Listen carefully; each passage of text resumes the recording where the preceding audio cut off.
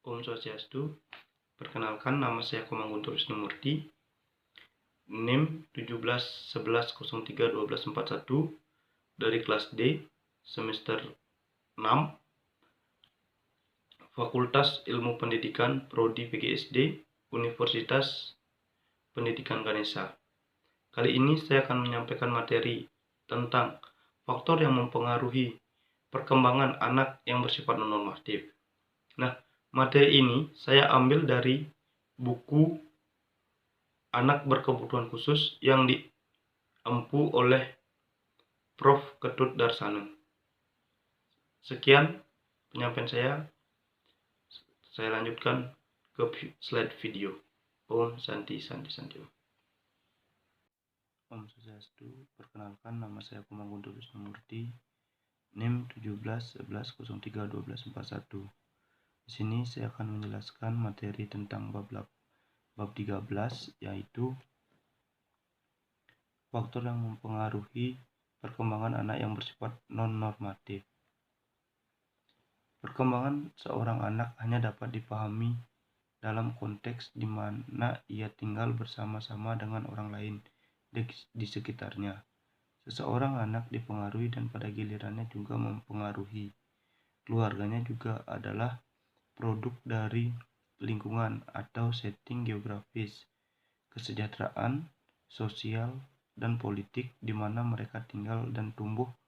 Tidak ada seorang anak pun, bahkan seorang individu yang benar-benar terisolasi dari pengaruh-pengaruh tersebut. Selanjutnya,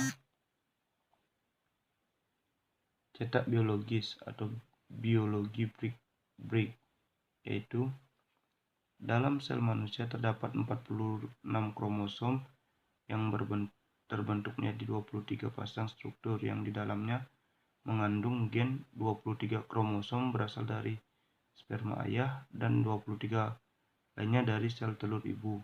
Bersatu bersama-sama membentuk sel pertama dari bayi. Kode genetik bayi yang bersifat personal dapat dibaca melalui contoh darah. Kode genetik ini sangat untuk sehingga tidak ada satu orang pun yang memiliki kode genetik sama, seperti halnya sidik jari. Selanjutnya, genetik dan lingkungan. Dari semua area di mana pengaruh genetik dan lingkungan saling berinteraksi mempengaruhi seseorang anak, maka ada aspek yang mengandung perbedaan pendapat paling kontroversial, yaitu berkaitan dengan perbedaan gender, perbedaan antara laki-laki dan perempuan, dan yang kedua adalah berkaitan dengan peranan, sifat-sifat, serta asal-usul inteligensi. Selanjutnya ada konteks sosial. Dalam kaitan dengan lingkungan sosial akan dibahas mengenai bagaimana anak dipengaruhi secara luas oleh masyarakat di mana dia tinggal atau dalam konteksnya, dan secara khusus dan lingkungan rumah dan sekolah.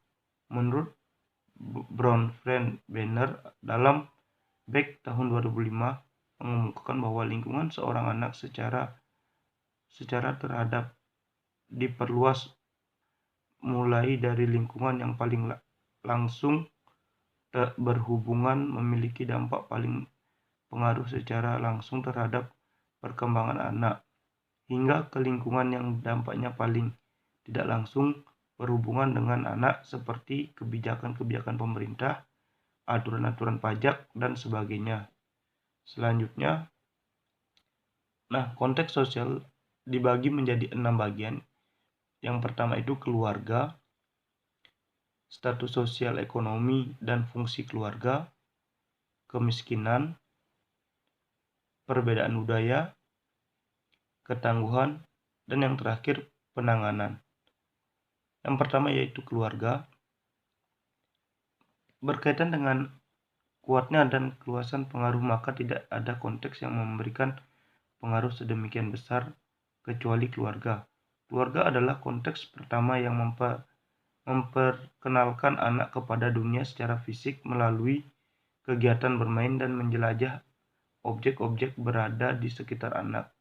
Kelekatan dengan orang tua dan saudara kandung biasa berjalan sepanjang kehidupan dan menjadi model saat membina hubungan dalam dunia yang lebih luas seperti tetangga, sekolah, dan masyarakat di sekitar tempat tinggal. Selanjutnya, yaitu ada status fungsi ekonomi dan fungsi keluarga. Penduduk di negara industri dibedakan berdasarkan apa yang mereka lakukan dalam pekerjaan dan beberapa dibayar untuk melakukan hal tersebut, atau yang lebih dikenal sebagai faktor-faktor yang menentukan posisi sosial dan kesejahteraan ekonomi. Para peneliti menempatkan kedudukan keluarga seseorang dalam rentang tersebut berdasarkan sesuatu indeks yang disebut status sosial ekonomi atau yang sering disebut dengan SES. Selanjutnya, ada kemiskinan. Sulitnya mencari pekerjaan dan tingginya tingkat pengangguran membuat jumlah penduduk miskin di Indonesia makin meningkat. Hal ini ditunjang pula dengan rendahnya tingkat pendidikan sehingga berkaitan pada jenis lapangan pekerjaan yang dapat mereka masuki adalah pekerjaan-pekerjaan yang tidak memerlukan keterampilan khusus dan kasar seperti tukang parkir, pembantu rumah tangga, tenaga pembersih di kantor-kantor, dan sebagainya, sehingga dapat dibayangkan penghasilan yang mereka dapatkan untuk memenuhi kebutuhan hidupnya juga terbatas. Selanjutnya, perbedaan budaya. Semakin kecilnya dunia karena mudah dicapai melalui perkembangan teknologi yang semakin canggih dan sistem komunikasi yang makin mudah diakses, maka ide kebiasaan bahkan bahasa semakin tersebar luas. Namun masyarakat tempat seseorang anak dilahirkan masih memberikan pengaruh yang paling dasar setiap negara. Setiap budaya dalam suatu negara memiliki cara-cara tersendiri dalam memperlakukan seorang bayi dan seorang anak. Mereka juga memiliki harapan yang khas. Perbedaan munculnya dan masih berlangsungnya dengan perbedaan ini dengan di suatu sisi beberapa ahli menekankan pada adanya faktor genetik yang menyebabkan munculnya perbedaan, sementara di sisi lain lebih menekankan pada adanya perbedaan pola pengasuhan. Mereka melihat bila anak di Afrika ini mendapatkan perilaku yang sama seperti anak-anak di Barat, maka mereka akan belajar dengan kecepatan yang sama. Selanjutnya, ketangguhan. Menurut Dwi dan Anto adalah dua orang sahabat yang hidup dalam lingkungan yang kumuh, tetangga yang terdiri dari pemulung, pencuri, dan pengedar narkoba.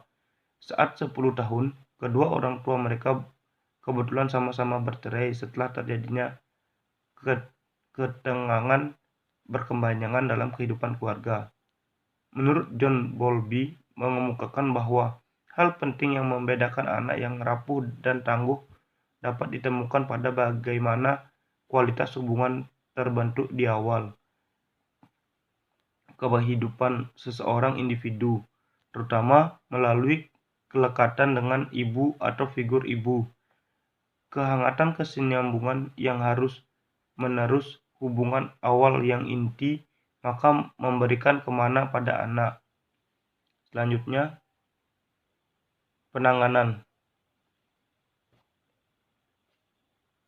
Orang tua tentu saja akan memerlukan bantuan pada ahli bila ternyata anaknya mengalami kelainan.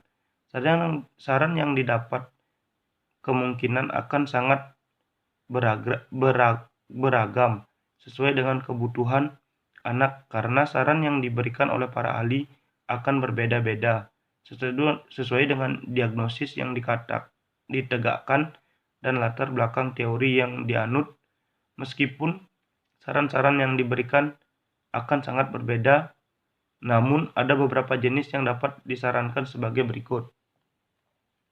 Penanganan yang terdapat 5. Yang pertama itu penanganan medis, yang kedua terapi bermain, yang ketiga terapi perilaku, yang keempat terapi keluarga, dan yang terakhir fisioterapi.